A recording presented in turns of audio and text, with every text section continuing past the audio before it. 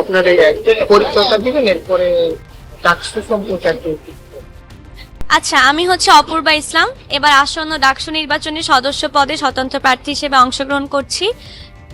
ডাকসু নিয়ে আসলে আমাদের প্রতিটা শিক্ষার্থীর মধ্যে একটা উত্তেজনা, মানে একটা হচ্ছে ভালো লাগা কাজ করছে। আমি মনে করি যে এত বছর পর যখন ডাকসুটা হচ্ছে, ডাকসু কিন্তু প্রতিটা শিক্ষার্থীর কণ্ঠস্বর, এবং শিক্ষার্থীরা হচ্ছে এখানে তাদের নিজের যে সমস্যাগুলো তুলে ধরতে পারছে, তাদের কথাগুলো বলতে পারছে। তো আমাদের শিক্ষার্থীদের কাছে এটা খুব আনন্দের একটা বিষয় যে এবার ডাকসু নির্বাচন হচ্ছে।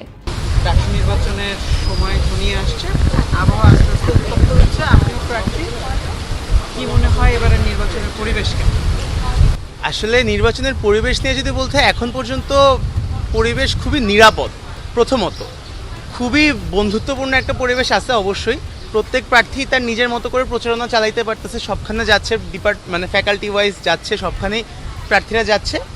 কোনো প্রার্থী আসলে এখন পর্যন্ত কোনো বাধার সম্মুখীন যাওয়ার ক্ষেত্রে হচ্ছে না। আরেকটা কথা যদি বলতে হয় নির্বাচনী প্রচারণার ক্ষেত্রে, যে একটা লেভেল প্লেইং ফিল্ডের ব্যাপার থাকে। এখন আমি একটা স্বতন্ত্র প্রার্থী, আমি একজন স্বতন্ত্র প্রার্থী, বা কেউ কেউ আছেন যে কোনো একটা প্যানেল সমর্থিত প্রার্থী। সেক্ষেত্রে আবার অনেকে হচ্ছে দেখা যায় যে স্বতন্ত্র প্রার্থীদের সাথে প্যানেল সমর্থিত প্রার্থীদের বাজেট একটা ডিফারেন্সের থাকে। যে আমরা তো আসলে শিক্ষার্থীদের প্রতিনিধি হওয়ার জন্য এই নির্বাচনে প্রতিদ্বন্দ্বিতা করছি।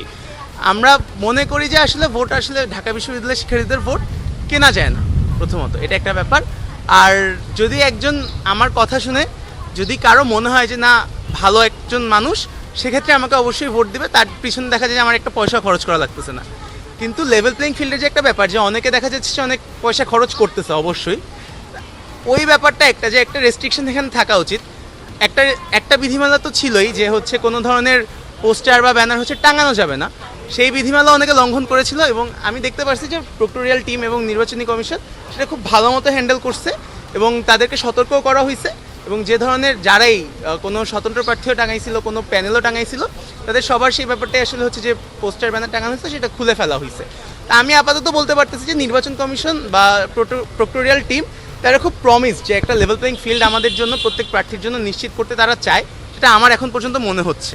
তো তাই আমি বলতে পারতেছি নির্বাচনী পরিবেশ আসলে খুব ভালো, খুবই নিরাপদ আর খুব বন্ধুত্বপূর্ণ। আচ্ছা, এই যে পয়সা খরচের বিষয়টা বললেন, এইটা ঠিক কতটুকু ইফেক্ট করবে স্বতন্ত্র প্রার্থী বা কোনো প্যানেলের অন্তর্ভুক্ত যে প্রার্থীরা নাই তাদের প্রচারণার ক্ষেত্রে, তাদের জয়ে লাভ করার ক্ষেত্রে কতটুকু প্রভাব ফেলবে?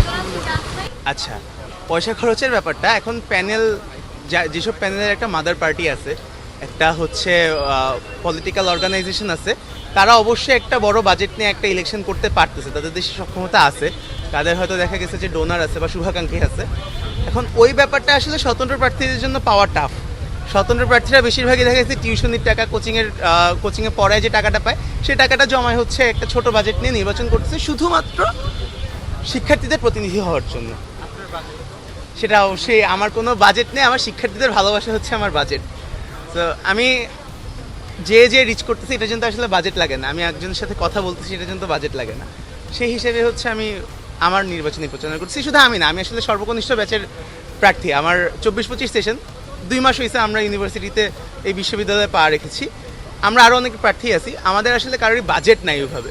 আমরা শুধুমাত্র মানুষের কাছে কাছে যাচ্ছি, প্রত্যেক ভোটারের কাছে কাছে যে আমাদের কথাগুলো বলতেছি, আমরা কী কী চাই কী কী চাই না, আমাদের ব্যাচ কী কী ধরনের, আমাদের সেশন কী কী ধরনের সমস্যার মুখোমুখি হচ্ছে, সেই কথাগুলো বলতেছি।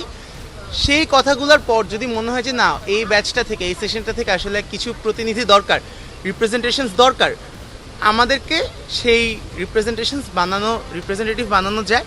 ভোট দেওয়ার একটা ব্যবস্থা তো অবশ্যই আছে। আর আমরা শুধুমাত্র আমাদের ব্যাচের প্রতিনিধি, আমাদের সেশনের প্রতিনিধি করার জন্যই বিশ্ববিদ্যালয়ের প্রশাসনের সাথে একটা আমাদের সেশনের একটা ব্রিজ হওয়ার জন্য আমরা এখানে প্রতিদ্বন্দ্বিতা করতেছি।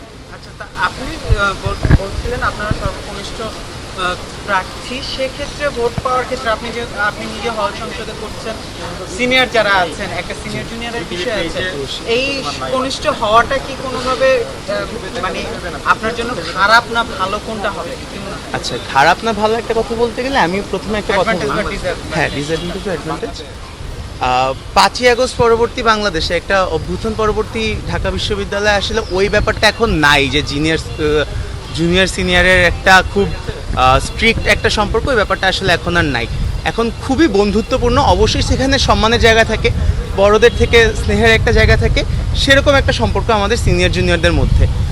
প্রত্যেক সিনিয়র যেসব প্রার্থী আমাদের হলে আছে তাদের সাথে আমার খুবই ভালো সম্পর্ক।